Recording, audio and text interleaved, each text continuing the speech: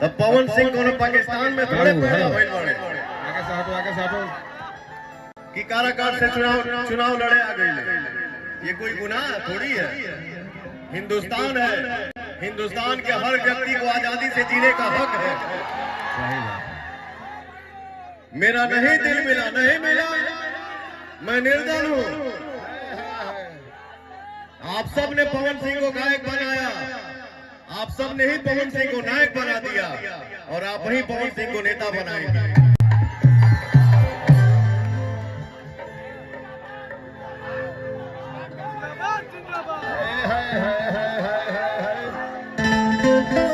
आरा हुआ, काराकाट हुआ, बिहार हो गई, बंगाल हो गई, यूपी हो गई, झारखंड हो गई, दिल्ली हो गई। आज आपने पवन को वो आशीर्वाद दिया है कि आज के डेट में पवन किसी एक स्थान का बेटा नहीं है, पूरे हिंदुस्तान का बेटा है।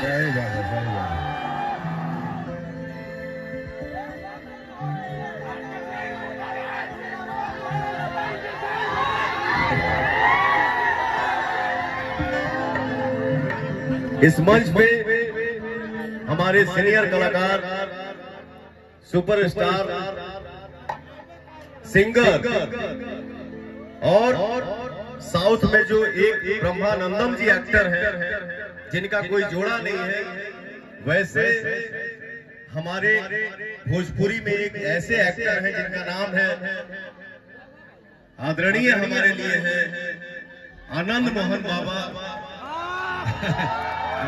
आनंद मोहन जो एक्टिंग की दुनिया में आपका कोई भोजपुरी में जोड़ा नहीं है। सिंगल पीस हो, सिंगल पीस थे और सिंगल पीस रहोगे।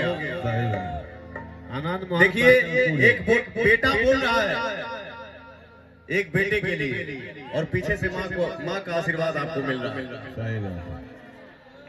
प्रेम से बोलिए सच्चे दरबार के। तोहनी के जानल से कि हम बोली लेना जाता है और ऐसा नहीं है कि हमको बोलने नहीं आता, हम तो बोले लगा तो निमन लोग चुप हो जाए। लेकिन चाहता हूँ नहीं, शांति बनल रहे, शांति बनल रहे। चाहे तो तू बात बोल के तो खुश हो जाओ, हम चुपे बात। हमारी जो जनता है, जो हमारे लिए भगवान है, कभी कभी कोई कलाकार के मुंह से पवन सिंह सुना है, ये भी बात कमेंट पढ़े के टाइम ना, कमेंट पढ़ने का टाइम है। लेकिन पवन एक ऐसा कलाकार है जो आपका भाई और बेटा है। जो गाड़ी में बैठता हूँ, कहीं जाता हूँ तो मैं अपने सारे इंस्टा का या गाना का सारा कमेंट पढ़ता हूँ और वो कमेंट पढ़ के मैं संतुष्ट हो जाता हूँ। तो मैं सोचता हूँ मुझे बोलने की जरूरत क्या है। हमारे भाई में सब बोल के हमको आखा देते हैं।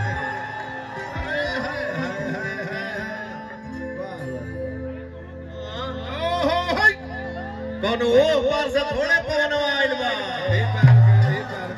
शाहबाद से ही पवन सिंह चुनाव लड़ रहा है।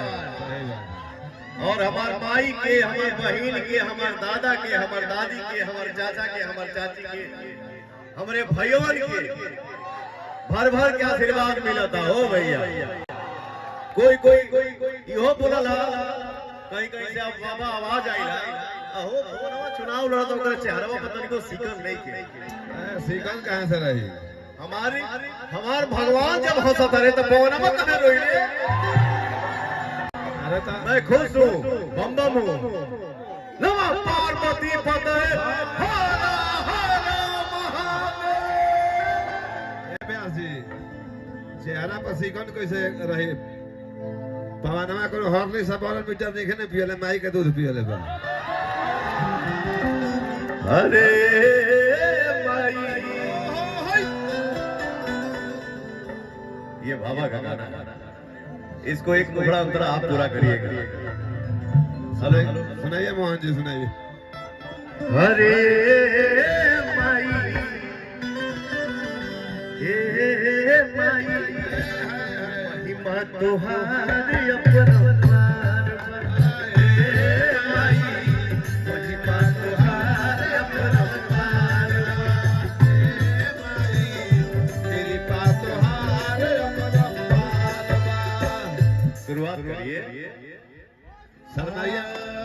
शर्माइए ये मत अरे विंध्यवासिनी मैहर मैया ओ दुर्गा शिवानी अरे बाघ के दौरी वाली माई तू थावे की भवानी ये माई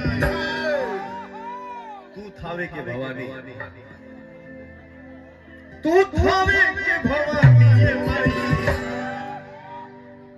भैया हो माई के दरबार में बानी जा।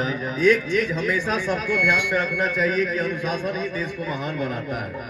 हमारे माई बहन बैठल बाड़ी जा, हमारे नौजवान भाई खड़े हैं, एक बार सबको इतनी हाथ उठा देवे। तू थावे के भवानी ये माई। आज लभुआनी गांव में